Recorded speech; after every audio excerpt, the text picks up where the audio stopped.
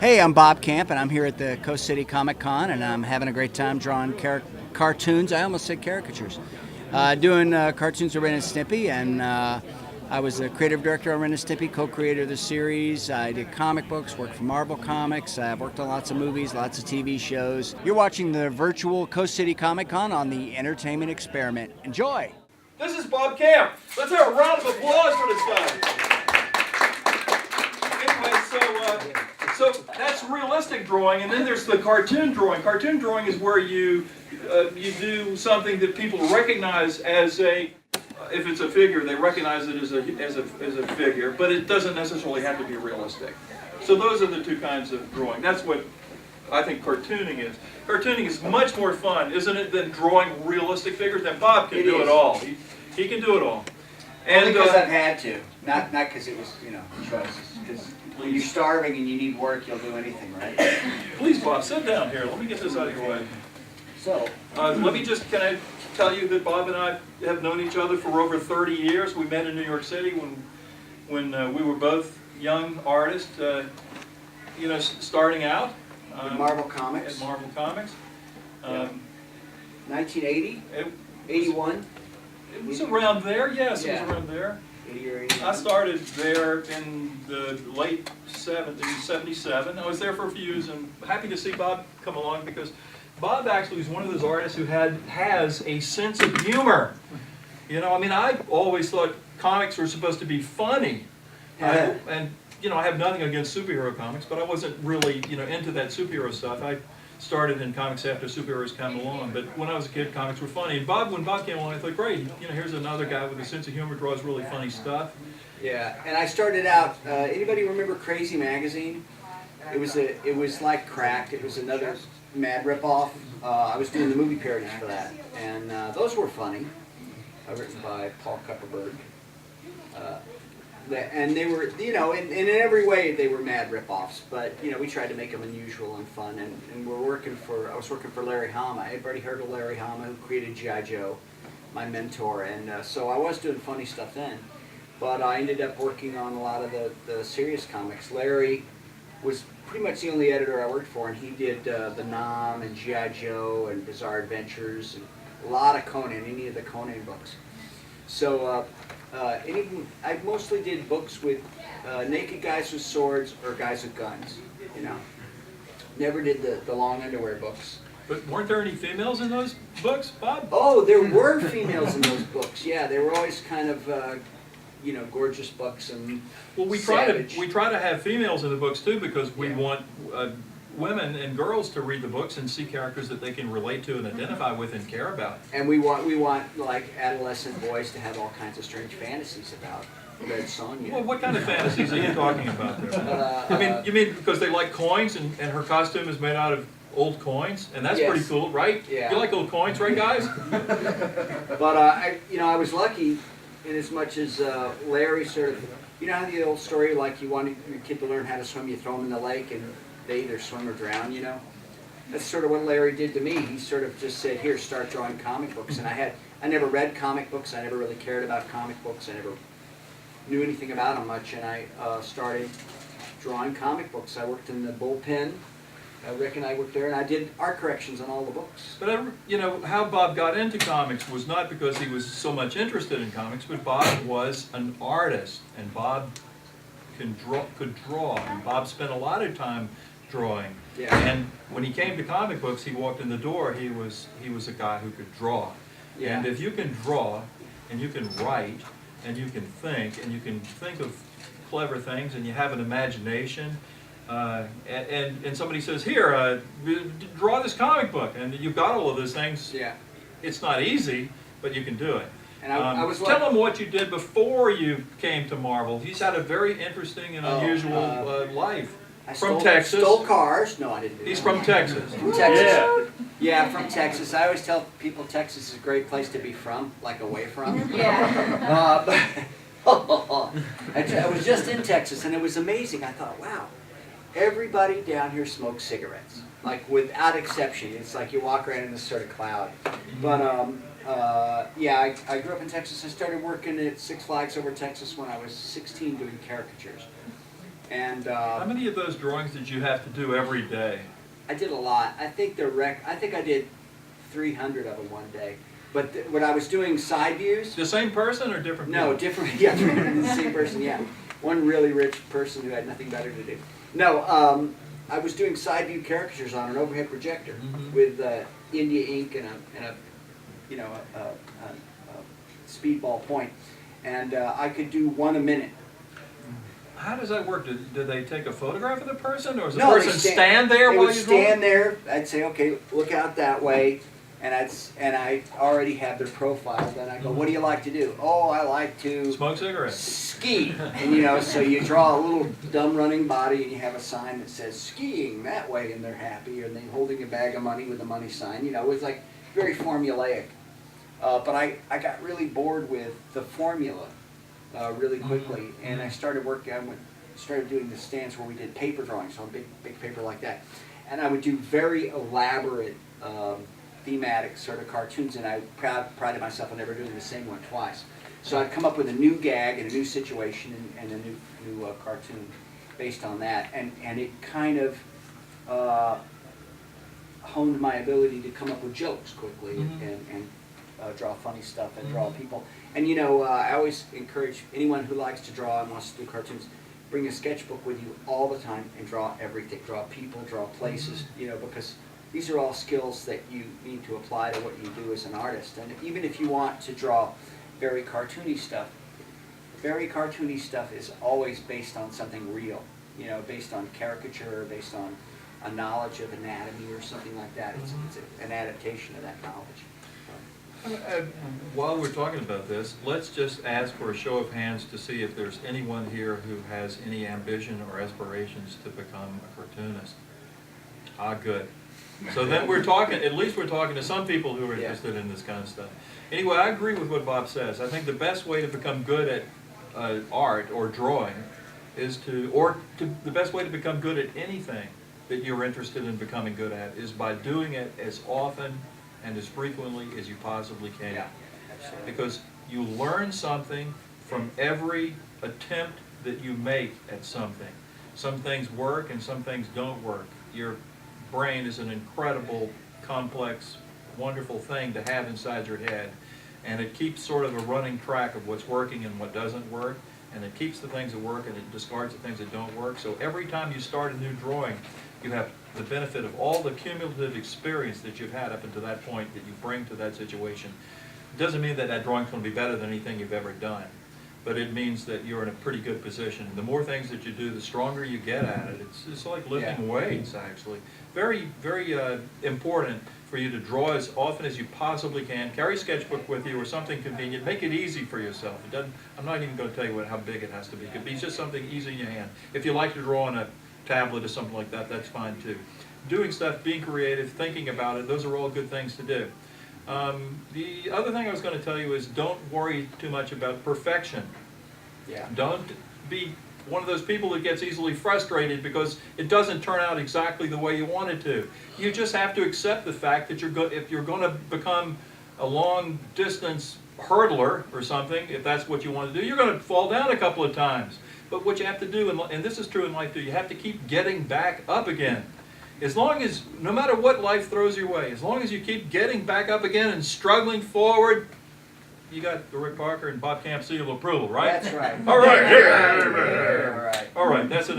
I'm sorry I have to give everybody advice all the time. Yeah, and you know what? My curse, you know. I tell people all the time about drawing is you got to think about it like doing push-ups. It's not an end unto itself. You know, if you're sketching stuff, you don't want one particular sketch to be this great, perfect sketch. Or if you're trying to design a character or you're working on a project. Sorry, Bob, I've been interrupted. But you know what that is? It's a spider doing push-ups on a mirror. Yeah. So anyway, how did I know? We rehearsed this before. So anyway, you have to practice. It's like anything, you know, playing the piano. You know, you're doing your scales and stuff. Well, drawing is the same way. You know, you develop muscle memory. You develop the ability to look at something and capture it and draw it and Right. do that. Two things. Two different kinds of drawing. Drawing, yeah, and you have to do both of these things. drawing from direct observation, and that is just taking out your sketchbook with your pencil or a pen in your hand and looking at something, look around until you see something that's interesting to you and try to draw that as accurately and faithfully as you possibly can. And then there's the other kind of drawing, which is a lot more fun. That's where you're just drawing things just for fun that are out of your head. Visualization is a very key, very important key skill when you're doing cartoons. And a lot of what you do when you're cartooning, it becomes tricks. You know, like, do you know how to draw a telephone? Yeah, I know how to draw a telephone. Do you know how to draw a couch? Yeah, I know how to draw a couch. Do you know how to draw a Jeep? Yeah, I can draw a Jeep. Well, if I don't know how to draw a Jeep, I'll look at a Jeep, I'll draw it, I'll remember it, and next time I'll know how to draw a Jeep, like anatomy. And yeah, If you want to learn how to draw people, go do figure drawing classes, because A, you get to see naked people, and B, you learn the musculature. You learn to focus on something other than the fact that the person you're drawing is naked, which is very important. And you're a lot less likely to get what's the difference between a person that's naked and somebody that's not wearing clothes? Anybody want to take that one? See, he's a very deep guy. He may seem like a silly coot, but he's actually a very deep. In about 20 years, I'm going to be really deep. Yeah, really. 6 feet down. Because between them, they may be wearing underwear. That's right. Well, we change. I wear his, he wears mine. Yeah, and the other thing I want to say about Bob he gives me a lot of things to comment on, which is nice. Yeah. The Jeep thing, when you're drawing a Jeep, as soon as you put in enough lines that it's identifiable as a Jeep, stop. You don't have to put in more stuff. Once it's a Jeep, it's a Jeep. Don't keep going. This is the essential, one of the essential basic things that I've finally developed later in my life that I've had to do over again. I'd simplify my style. Yeah. So, you know, you don't want to, people have to look at every single line that you put on there. And it's sort of like if I told you, if you asked me how to get from here to downtown Portland, and I gave you one sentence, just get on Highway 295, is it? Take a bus. And just drive until you see a sign that says downtown Portland, then get off the highway there. That would probably get you to downtown Portland, right? But I could also give you another way of getting there that you'd probably get bored and want me to shut up by the time I get through talking. So you don't want your artwork to don't put any extra information into that artwork that doesn't need to be there, right, especially if they're an animation, right? Right. Well, yeah, in animation too, you got to realize that some poor soul in Korea is going to have to animate it, and we care about those poor souls in Korea, yeah, right? because they don't make enough money and they work in sweatshops and they're basically, you know, they're cheap labor. But you know, I worked on for about 2 or 3 days. I worked on a show called Alf Tales when I was working at Deke, and this is before I started working on The Real Ghostbusters, which was a great show. And they give me an assignment: draw a supermarket, draw a character doing this, draw a car with, you know, chickens in it, whatever. They give me a list. So I go, okay, there you go. And I draw it, and the guy came over and he said, well, you can't be done. I go, yeah, I'm done. I'm done. Next. Give me the next thing. And he goes, well, you're not really spending enough time on it. I go, is there something wrong with the drawings? No, the drawings are fine. But I want to see that you're putting more work into it. Well, why? Well, like, for instance, this character, he's too simple. I go, well, what are you going to do with these characters? Well, we're going to send them to the drawings to Korea, and the Koreans are going to animate them. And I go, so isn't animation a process by which somebody takes this drawing and draws 12, or if you're doing full animation, 24 of these per second, and they got to move and they got to work? Wouldn't it behoove me to make it simple? He said, no, you'd think so. Right away, I'm losing respect for this guy. This person sounds like he doesn't know what the hell he's doing. How do they get into positions of power and authority like that? He said, but the more business. detail you put into this, and the more time you put into the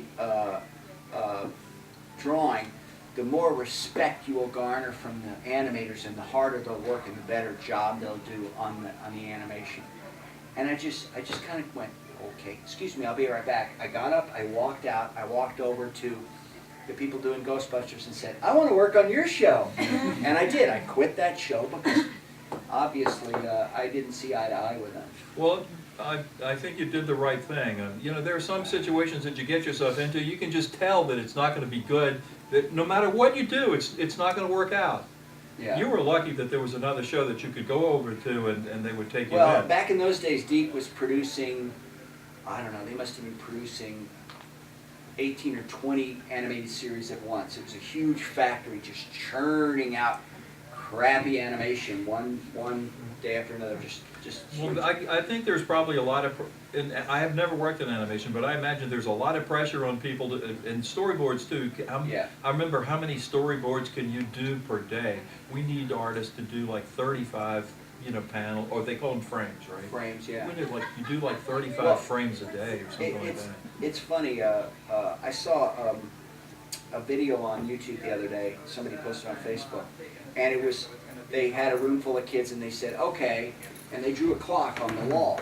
And it was a clock and it said, like, the big hand was here and the little hand was here, and they said, okay, you have 10 seconds to draw this. And the kids had 10 seconds, and they drew it, and everybody drew the same thing.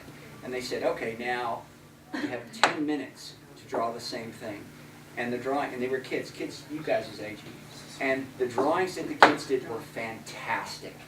And the lesson to be learned is, if you don't give someone enough time to use their imagination, what you get is their first idea.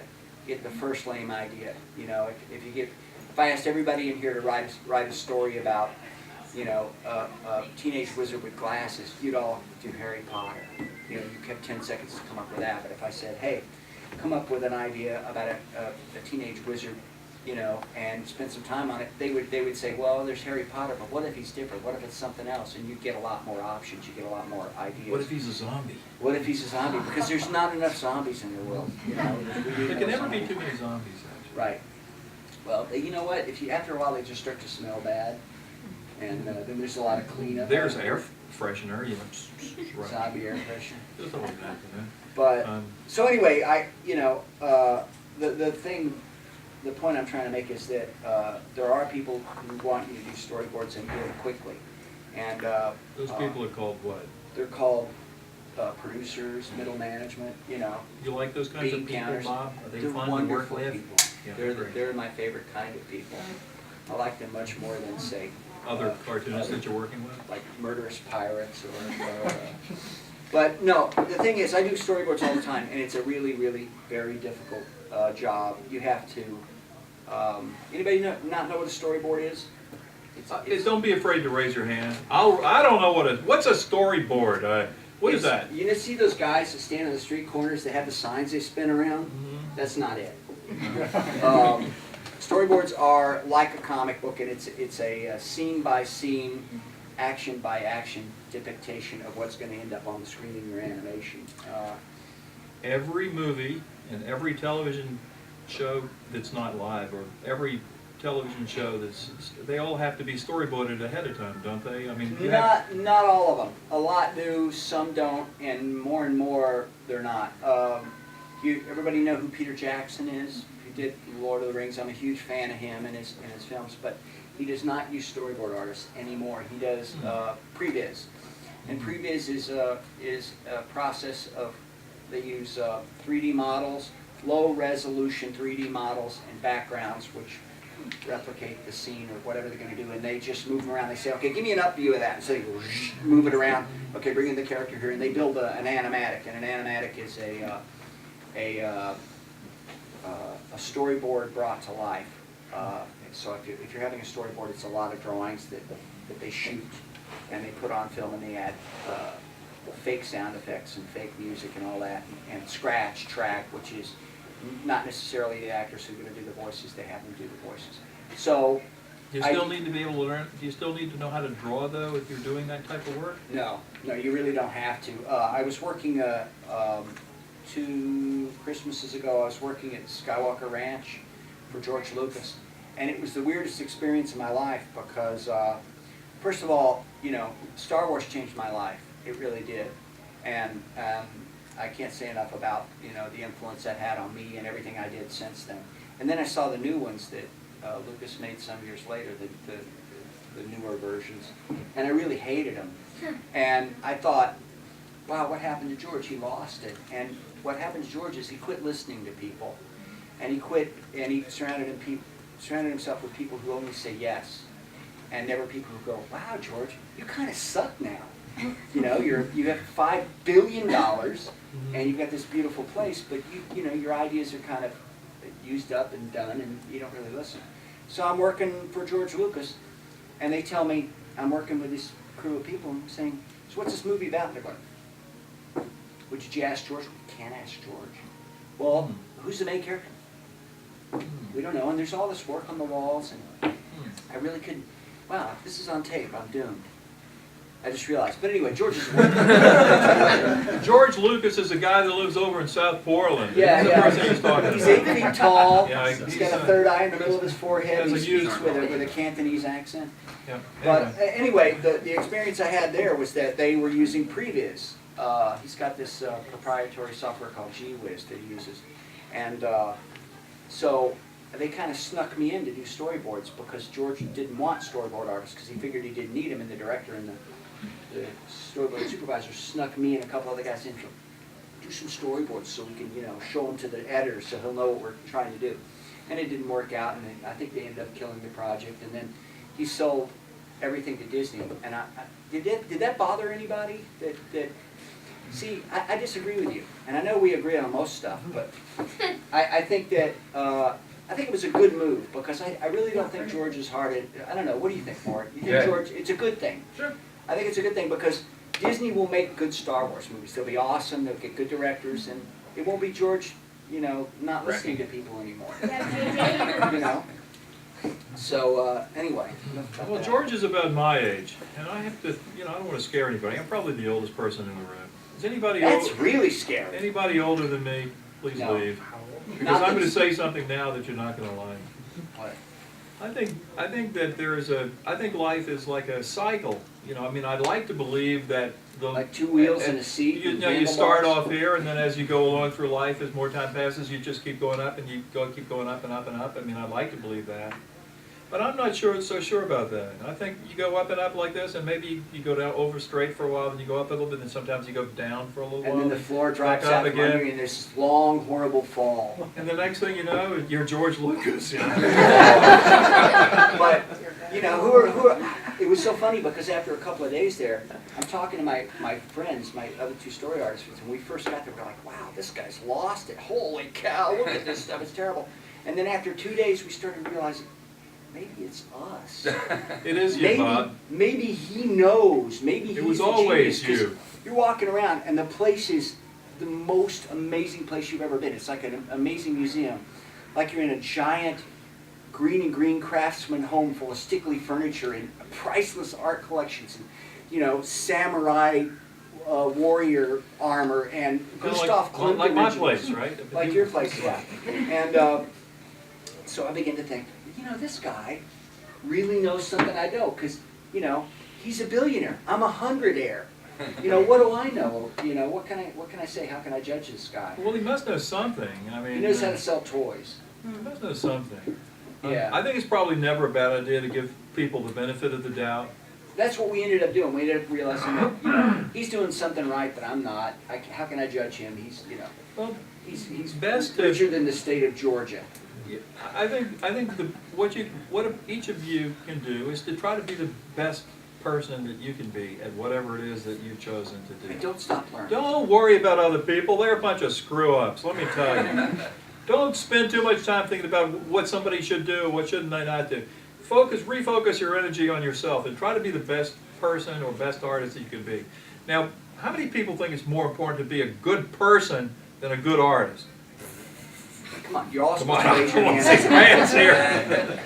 Okay, well, okay, I think it's important to be a good person. But if you can be a good person and be good at something else, that's nice. We're not going to stop you. You know, and I know people who made the conscious decision in life to like not have a family, not have kids, and to only focus on their art, and they're dedicated and kind of selfish to a point, you know, where they everything else can go away because I'm just about my art. And I can understand that to a degree, but, you know, they're missing out on a lot.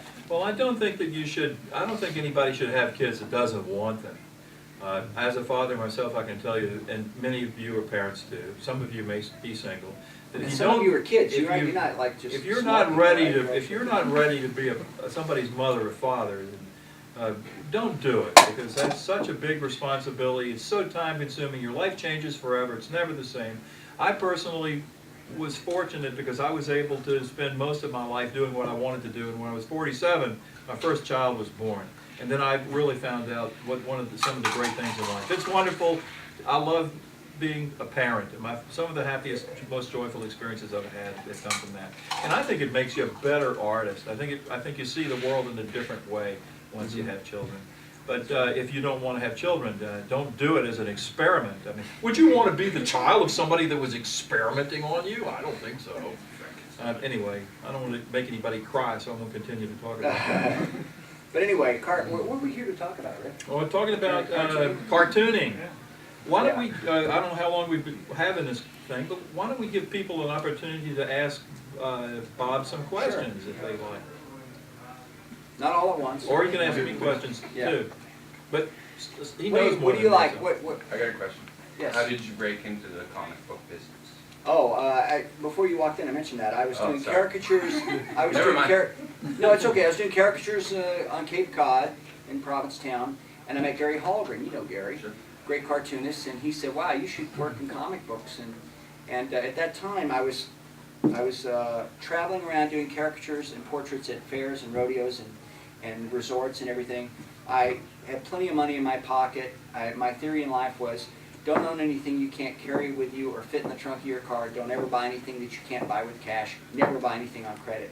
And then I met Gary, and he brought me to New York, and I got a job at Marvel, and it ruined my life forever.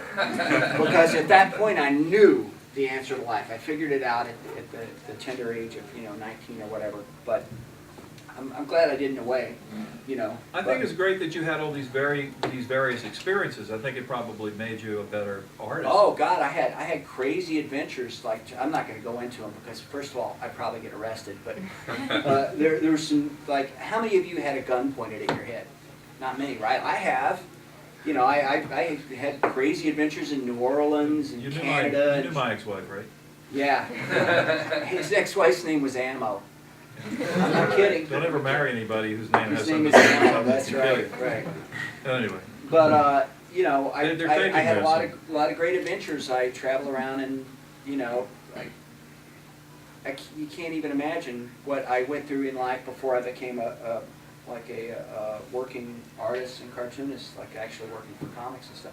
But I'm Bob, glad tell I us did. about your new. Can we ask Bob about his new position? Bob, you're going to be doing. Oh, I some just got a call from Vince Waller. Anybody here at Vince Waller? He directed Rubber Nipple Salesman, and he's in charge Be of careful, Bob. There are children here. nipple. I said it, okay? They go on top of bottles. They're rubber. They come on the end of a baby bottle. But anyway, so anyway, Babies are very familiar with this. yeah. So anyway, he's in charge of SpongeBob, and they asked me to do layouts on the SpongeBob movie. So That's going to Working be on a SpongeBob. movie. a movie, movie, yeah, IMAX SpongeBob 3D. movie. It's kind of cool layouts. I don't know if anybody not know what layouts. Probably no one knows. They're character layouts. I hope you brought one for everyone. I want one of those Layouts. breaks. Basically, you have a storyboard, and the storyboard is every scene and the characters in their poses and acting and all that, and the camera angles. Please don't. Believe it, it's cool. It's cool.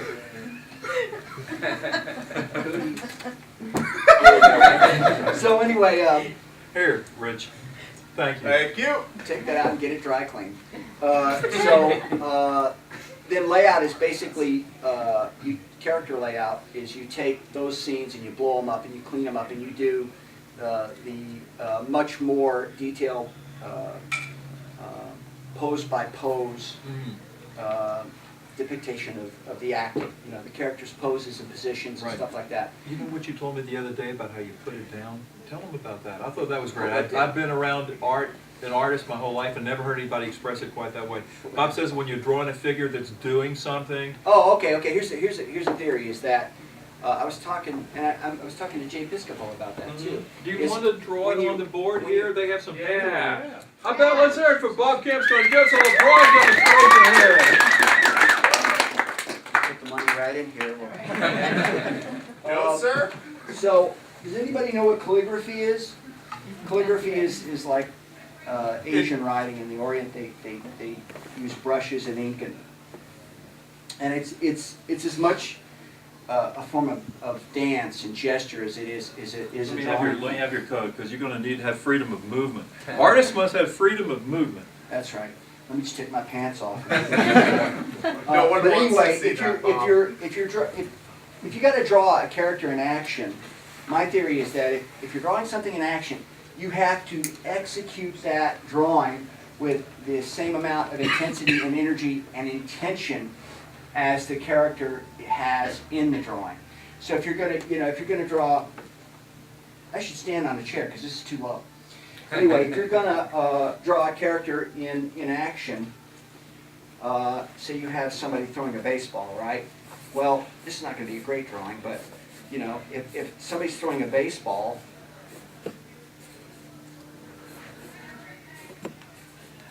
you try to create a sense of the action and the line of action and the intensity and everything in there. So if you're going to draw a character in action, if I sat here and went,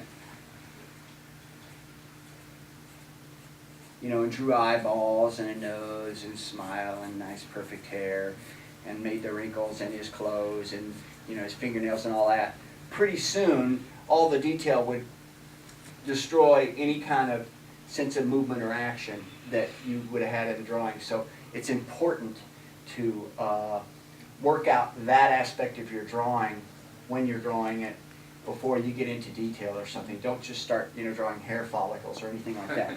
You want to keep your drawing alive, and if you're going to draw somebody ice skating, it's a serious physical thing, and get up out of your chair. A lot of times too, if we're going to when I was doing comic books and stuff, we would get up and pose for each other.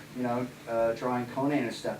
You got somebody with a sword, you go, he's doing a pose. You get up and you do the pose. Right. You go over and you run him through. You do the pose, you do the acting. That hurt. And you, no, well, you're just old and frail, right? Yeah. Is that because Well- he put a wig on you earlier? I'm pissed off. What can I say? I think Bob It's because it's your way. Actually, Bob is giving some really important information here. I was going to tell you, whenever you're drawing a character, a comic character, you should become that character. Get up. Absolutely. Become It's that acting. character. It's acting. Feel what it's like to do what that character is doing, and then sit back down and try that drawing again. And I guarantee you, after you've done that, it'll be a better drawing. And if it's not, you're not getting your money back. And it's also about visualization too. You have to be able to picture things in your mind, and that's a skill you can work on. We used to do, when I was in art school, we used to do a thing where we turned down the lights in a room, everybody sit in a circle, and somebody would start the story, usually the teacher, and he'd say, okay, I see a castle, and I'm walking across a huge field, and there's big haystacks, there's some cows, and there's a big stone wall, and I have to climb the stone wall, and I'm using my fingertips. And he would point to the person next to him, and he would say, when I get to the other side of the wall, I fall, and I land in a big puddle of mud, and there's pigs, really big pigs, and they're smelly, and they're, so you would go through and describe in great detail everything you're saying and everything you're doing till you get into the castle and slay the ogre or whatever. And then at the end of it, he'd say, okay, everybody, draw what you just heard. Because everybody had that movie going in their head, and everybody has all of the software in their head. They're wired for doing this. And, everybody they're bombarded with images. Everybody watches TV, everybody watches things on their phone and movies and stuff, but rarely do people these days imagine stuff and create stuff in their head. And that's the key to being an artist or an illustrator or a cartoonist Or a writer? A writer, absolutely, especially writers. Because they're doing it with words. You don't have the privilege or the thing of drawing to fall back on. You have to tell a story with words. Visualization is very important, and being able to come up with something out of your head and draw it. So an observation is key to that. And would you say that you get better at that by actually doing it? It's just like a practice that builds up. Absolutely. Yeah. Totally. And I have more bad news for you, folks. everything that you've ever seen or everything that you've ever heard is recorded in your brain. It's still in there. Yeah. Yeah. That's why, you know, I'm sorry that you have to look at us today, but that's a frightening thought, isn't it? But you need to be, and it's all there for you to access. It's all there for you to access, but you have to practice accessing it before you can get to those rooms. It's like everybody is living in a giant mansion, but most of the people that I know are only living on the first and second floor. Some of them use a basement, but there's 6 more floors of this building upstairs, and they're all beautifully furnished, and there's a hot tub in there and everything. But you have to know you have to know where the doors are and how to open the doors, and it comes from working. Yeah. You know, I've been pretty privileged. I've worked on a lot of movies, and I got to work on the movie lots. Mark, you ever go on the movie lots much? Sure. They're amazing. Like you're out in Universal LA. and stuff, yeah. I got to work on the Warner Brothers lot, on the Universal lot, the Raleigh lot. I've worked on a lot of lots there, and A lot of lies. when I would walk around the art department. I worked in the Warner Brothers art department, you know, and I would watch these artists sketch out a scene, you know, and design a whole background. And then pretty soon I see another guy over here, and he's building that out of styrofoam, you know, a scale model, and it looks like a movie set. It's amazing, this big thing. And then you go across the street, and they have these huge sound stages. They're like enormous Quonset huts. The big, you know, you could fly a 747 around in them, and they build a city, or they build a casino, or you know, the White House or whatever. And I would go eat my lunch and watch these guys build these sets, and constantly be in awe of the skills that these people had, these hardworking people. They've been doing that for a long time. I have a feeling some of those guys probably started off when they were kids. Yeah, but it's great to they watch. were left alone a lot. I used to, when I worked on the Universal lot, I would borrow, remember, I'm borrowing the golf cart from the art department, because I knew where they kept the keys when I borrowed it. And I would go eat my lunch in the Psycho House. It's just like, wow, I'm in the Psycho House, I'm eating my lunch. What's the Psycho House? You know, the movie Psycho? Oh, That's okay. Universal. Universal. That was at Universal. Universal, right, that was Universal lot. I And get they it had the confused. Frankenstein Street and They had the Frankenstein- Cylon Tunnel you could go. Yeah, they have all And that. had Murder, She Wrote, little Maine village sitting there with the And- shark. Yeah, claws. the King Kong part of the thing burned down. It's Yeah. gone now. Yeah, but that was a lot of fun. But just seeing the process, all these creative people working together as a team, coming up with stuff was really amazing. I felt really And lucky those are to do people just like you. They are people just like you. Also, There's another nothing trick, that they're Psycho doing House, that you couldn't 3/4 the do. size. What? That Psycho House is built 3/4 the You size. know what? 'cause you people only always- see it on the hill. People always said that, but it looks like a regular house to Well, me. if you walk up there, you know, I've been in the it. porch is to here. We climbed all over the inside of it. I've been in it a dozen times. I hung out in there. But it's just a box. It's just an empty box, and there's a little staircase that goes up to the tiny room where Grandma was sitting dead in her wheelchair, you know. It's very cool. And then they made that stupid Gus Van Sant remake of it or something, and they built another box which they slid over the top of that one. It's like, why? Yeah. You know, and then they moved it and they set it next to it. But what's really cool is InGen, the lab from Jurassic Park, is behind it. You can go crawl around in it. It's very cool. So, you know, and if you like to draw, do it. If you like to learn to draw, talk to artists. One thing I found coming up when I was like moving to New York and starving is that people like Rick, people like Larry Hama, were very generous with their time and their knowledge and their help.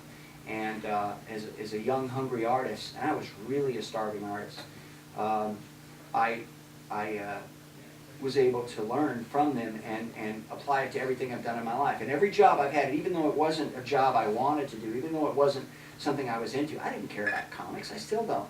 Comics suck. Did I say that? No.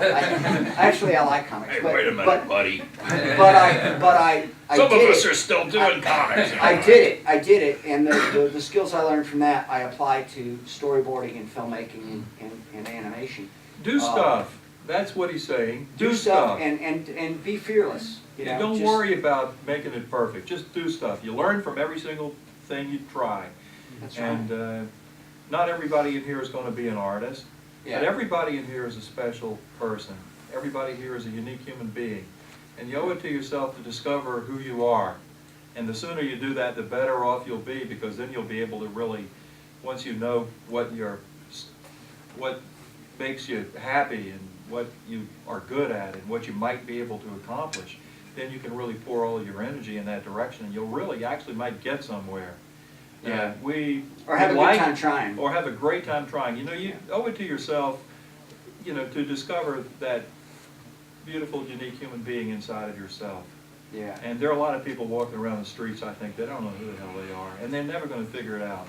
Don't be one of those people. And the way you discover that is by applying all of your energy that you possibly can to some field of endeavor that you have discovered that you're interested in. Yeah, and then, which brings up something, I get asked this a lot.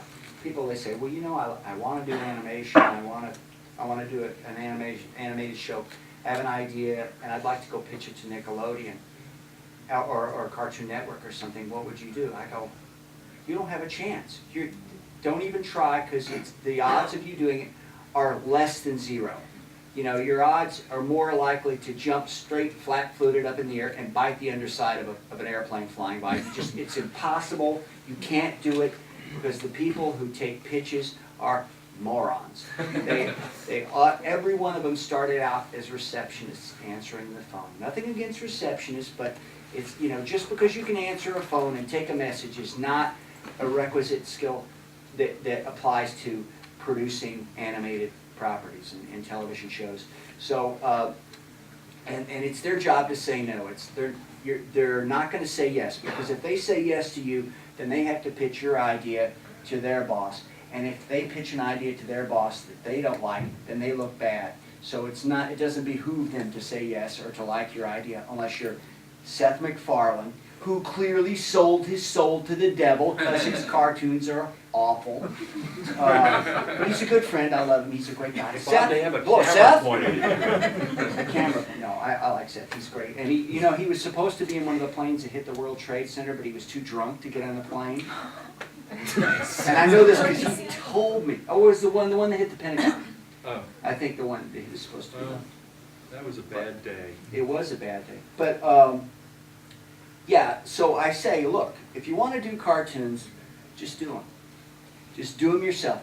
Call up your friend who's a good writer. Call up your friend who can draw. Call up your friend who's got a garage you can work in and has the computers and the software. Make the cartoon yourself. Ralph Bakshi, the craziest human alive, actually said this on tape. I've seen it, and he's absolutely right. If you want to make cartoons, just make them. Anybody seen Frog Baseball? The first I Beavis hated and Butthead that. cartoon? I hated that. Yeah, yeah, I know. So, They weren't real frogs, though. but, Mike Judge made that cartoon himself. He did everything himself. On the kitchen table. On a kitchen table with no pants. It was crazy, right? but he's from Texas. It's all right. But you look at South Park. South Park. It was a Super 8 film that those guys Paper made. cut. Absolutely. And the right people saw it, and it got made. What's another example of that? Over and over again, you see where somebody made something themselves. And plus, even if, say, Rick comes up with a great idea for a cartoon, he spent a lot of time working on it, developing the character stuff. I like He this. goes I in, like this guy. He goes in, he pitches it to Nickelodeon, and they go, yeah, we like it, we're going to do it. The next 3 or 4 years of your life are going to be hell, because you're going to be dealing with people who don't have an original idea and are trying to second guess what the networks are interested in, or what's popular, or whether or not the character is square and yellow and has pants, which seems to be the most important thing. And they're going to end up taking your idea and ruining it and making it into something you don't want to do. So when you get around to getting a job with them doing this cartoon, it's not going to be the cartoon you wanted to do. It's not going to be your vision, and it's going to suck. So, Well, that's encouraging, don't you think? Yeah. I'm quitting this field. no, it's not. And I think it's just a matter of looking at things in a different way, because I'm teaching storyboarding at the School of Visual Arts in New York now. And I tell kids there, I say, look, you know, if you're not really interested in doing this, just go, get out, because you're not going to succeed, you know. And it's really hard to be really good at anything. And if it's not something that you want to do, something you're driven to do, I wish I didn't want to make cartoons. I wish I wanted to like be a fry cook or wash dishes or something, because that would be so much easier. But then you'd always have somebody yelling at you, telling you that you weren't doing it right or something. That's what I have now. That's been the bane of my existence. I never do anything right. I so- think happiness and success is something that sort of comes to you in spurts. I don't think it's something which is just poured on you and stays on you all the time. Oh, I think everybody has ups and downs. Everybody, yeah, you have to celebrate every little success that you That's have it. in life. that's it. And it may tomorrow you're only as good as the last drawing you did. You know? Yeah, and I think success. He's done some fabulous drawings today. I've been watching over his shoulder. But when he finishes that drawing, you know, you can only rest on your laurels for so long before you have to prove yourself to yourself again. I think that's basically what we're all trying to do, isn't it? We're doing something that makes us feel like we're hitting on all 8 cylinders. Yeah. I mean, Unless you drive a 6-cylinder or a I- 4-cylinder. you know, have gone through life not being terrible at things, but the only time I ever really felt like my car was running on all 8 cylinders was when I was really working hard on some comic book or something. I felt like I am living a full existence here, and all the other time it was like it was just sputtering and backfiring and going, it was moving down the road, and there were sometimes, friends, when it wasn't moving down the road at all. Sometimes it was laying in a ditch on the side of the road. And, you know, but anyway, this is probably But getting success- too weird for most people, right? Is this too weird for you? No? Okay. Trust me, he's weird, all right? Anyway, success. I want to say something about success. I think too many people think success is about money, and success is about like fame and all that stuff, but it's really not. And it's about, like Rick says, at the end of the day, you know, you put in a good day's work, and you got done what you wanted to do, and you feel good about yourself, and you feel like you You accomplished. feel alive. Yeah. How many people here like to feel alive? Yeah. Who's we into being we dead? want to feel alive, damn it. And that's what it is, isn't it? Don't you really Sure. feel alive when you did? And you feel better about yourself, and you know, like if you get better at something every day, you work on it, and do a better job than you did the day before. That's I think the key to success. And I think that was, you know, I'm sure you've all heard stories about Ren and Stimpy and what a CF it was. You figure out what that was.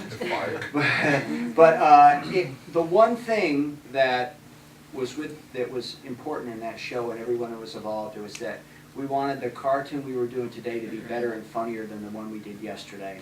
And whether we succeeded or not is a different issue. But we all, to a person, wanted to do. Look, something's going on in his head. We wanted to do something. There you go. Spit is an important, iconic aspect of any cartoon. But you want to get better at what you do, and to learn, and to. Yes, go ahead, Bob. Don't worry about me. Wow, that's great. So anyway, I've kind of gone on about that, but you know, enjoy the successes you can do in life. Anybody have any questions? Yeah, let's give them a chance to say something.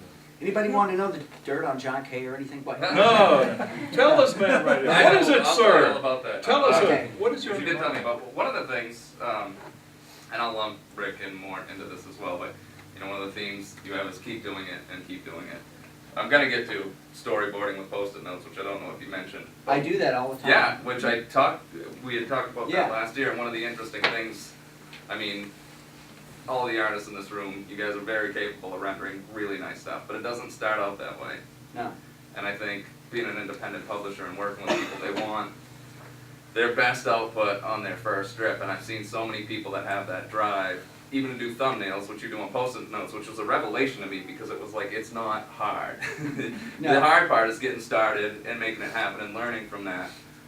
So I don't really know where this is going, but I'm going to trust that Rick is going to take it in a good direction because you're excellent at No that. idea what you're talking about. No, just when people are starting out, like some of the youngsters in the room think they're going to, there's a process to a finished piece of art, Yeah. however you want to do it, and I think that stops a lot of people to, one, not know the basics, but two, really strive for that excellence without putting the work in. That's it. That's the key. Is it's hard work, and you have to like spend the time on it. You can't do anything in an afternoon. Right. You know? I And think you you gotta have to do live. research. I think you have to live from one minute to the next. I think you have to try to do the best you can today, and hopefully that some of the things that you do will be successful, and some of the things you do, you accept that some of the things you do might not be successful. But you have to have faith in yourself that, in the end, it's all going to work out. Yeah. And I believe that every problem that you might have to face in life can be broken down into a series of manageable parts. I mean, I had a job one time where there was a lot of pressure on me. My editor at Paper Cuts, Jim Salicrup, said, we're going to do a parody of the Harry Potter book. And I thought, great, this will really sell well. Harry Potter is very popular. We'll do a parody of that. And it's going to be 50 pages, full color, and you're going to do the artwork. And I said, well, how long do we have to do this? The guy says, well, you got 35 days. I thought, 35 days? 50 That's pages, full color. That's like, that's more than a page a day. Anyway, I realized, I didn't know if I could do it, but I realized the only way I could do this was if I just sat down and I just took it one part at a time. If you start thinking about some problem that you have in life that seems insurmountable, and it's almost stultifying. Is that a word? It's almost paralyzing if you have to. But if you realize it, no matter what happens, if you can solve that problem by breaking it down to bits and pieces that you can accomplish. If I told you that you could have to eat that piano over there, but if you cut that piano up into smaller pieces, eat a little bit of it every day, and you got 35 days to eat that piano, okay? But in the end, the piano's gone. You feel fine. But you can't go to the bathroom. And every time you go to the bathroom, it sounds really good. Anybody have any other questions? We have another few minutes. Well, I know they have a lot of questions. Well, Bob and I will be over at our tables, and if you have any questions, you can certainly come over there and ask us. And we're doing sketches if you want to sketch. That's I'm right. selling animation cells and Right? some swampland in Florida. Mm-hmm. Yeah, Yeah. that's true. Anybody any other questions? Yeah, well, I didn't mean to cut Anything anybody about Ren and off. Stimpy or Marvel Comics or Obamacare? Don't bring that up. Do not bring that up again. Mort, come up and tell us about Obamacare. Do we have any questions for them? Yeah, so what's new? See, that now they're all, what? Well, So, anybody, what favorite animated cartoon? Quick, anybody?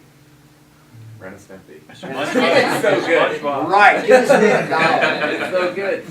SpongeBob. You know what? I tried to watch Adventure Time. I'm sure everybody loves that cartoon. I went over to my friend's house. He said, you got to watch this cartoon. And so he sat down and he played 3 Adventure Times in a row. And I caught myself sort of like wanting to run. And he was going to start another one. He was sitting there just rapt. He was just staring at the screen. I said, Dan, I said, I don't know. I'm either going to kill you or myself if you make me watch another one of these cartoons. I couldn't watch it. I don't know what it was. I don't watch a lot of cartoons. I've only seen a few episodes of The Simpsons. Can you believe that? I don't know. It's weird. But it kind of fits in with my whole not reading comics thing. I don't know. Well, I think that when you're young, it's a great time to try to experience all of the things that are possibly going on. Learn everything you can when you're young, if you possibly can, Yeah. because that way you've got the rest of your life to use all of that information. I found that I got to be there came a time in my life, when I was younger, I used to go to art museums, and I looked at a lot of art galleries and things. I was fortunate to be living in New York at the time. But then there came a time when I didn't want to see any more of that stuff. I wanted to just spend my time, in my art studio making art. Yeah, And I'm sort of at the point, that's what I want to do right now. Nothing makes me happier. I won't say that nothing makes me happy, but there are a few things that make me happier than just going home and sitting down at the drawing table or whatever and seeing what happens. It's exciting especially if you don't know what happens. I mean, most of the time I have no idea what's going to happen, so it's always a surprise to me. But anyway, well, thanks, that's about everybody. it. Yeah. Thank you. Any last questions? Anything? Yeah. Do you guys work outside of like any other mediums other than just illustration? I go ahead. Well, I wanted to be a painter and a sculptor, and I came to New York City, and I was doing painting and sculpture. I was about 26 years old. People liked my work. They said a lot of nice things about it. I went around the galleries. I got good feedback from dealers and stuff, but nobody ever said, "Hey, where the hell have you been? We've been waiting a long time for a guy like you to come in here." And I found that I couldn't make any money at it, so I had to do something to make a living. Most people need money. So I wound, in those days, you could, if you had some talent and you're willing to work hard, you could go to a place like a comic book company or something and they'd put you to work, which is what happened to me. But I've done painting, sculpture, lithography. I was a printmaking major, and fine art is what they call all of these things. I've done photography, performance art, every kind of thing that you can imagine, and some things that you can't imagine. I've tried my hand at it. The most exciting part of the whole creative process to me is the part where you get the idea. That's the part that really is thrilling. Sometimes, you know, you get this great idea, and it's nice when you are working on it, in the process of working on it, you can sort of see it happening. But after getting the idea, it's, you know, rarely does the finished product ever surpass the getting the idea for me. I try to come as close as I can. And sometimes in the process of doing things, what you started out to do winds up becoming something maybe even better than you started, or maybe not as good. But, you know, you have to listen very carefully to the thoughts inside your own head. Those are the most important voices that you will ever hear. There will be a lot of people that you'll meet in the course of your lifetime who are going to try to discourage you from something or tell you you can't do it. Don't pay any attention to those people. You don't have to tell them to their face that they're full of shit. But believe in yourself and know that if you work hard at something, you've got an excellent chance of being successful at that. And no one can ever really stop you from becoming a success, and no one can ever make you a success more than yourself. And don't You are the forget captain of your own ship. And don't forget to use your own definition of what success is, and don't let somebody else tell you whether or not you are a success, or try to live up to what their expectations are, or what you think their expectations are. I think if you're happy, I think you're a successful that's person. a success, right? You feel Make yourself happy. Yeah, that's a good one. And oh, and one other thing to your question. Pass the hat around again. Pass the hat around. I'm trying to get into doing gaming, like mobile app gaming. A friend of mine and I did a game for some people called Tanks of Fury. It's available if you have an iPhone or an Android. You can check it out. It's like the old tank game, but it's a lot more fun and very artistic and very cool. So you could, I think it's a free download now. So if you want to check out Tanks of Fury, it's really cool. I think they should have called it Tanks a Lot. Tanks a whole bunch. All right, thanks guys. All right, thanks a lot, folks.